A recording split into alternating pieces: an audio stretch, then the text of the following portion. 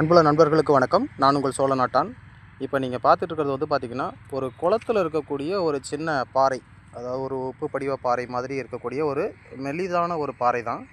இந்த பாறையில் பாருங்கள், தண்ணி அப்படியே நின்று அரித்து ஒரு தடம் ஏற்பட்டிருக்கு பாருங்கள். அப்படியே கோடு கோடாக தெரியுதா உங்களுக்கு? ஒவ்வொரு ஸ்டெப் பை ஸ்டெப்பாக வந்து அரிப்பு ஏற்பட்டிருக்கு பாருங்கள்.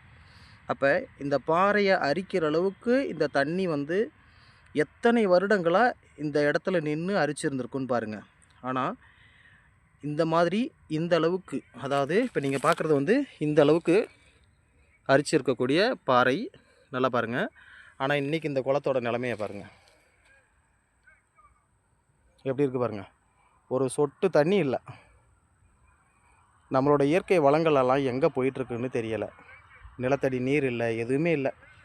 ஆனால் அந்த நீர் இருந்ததற்கான தடம் மட்டும் இருக்குது.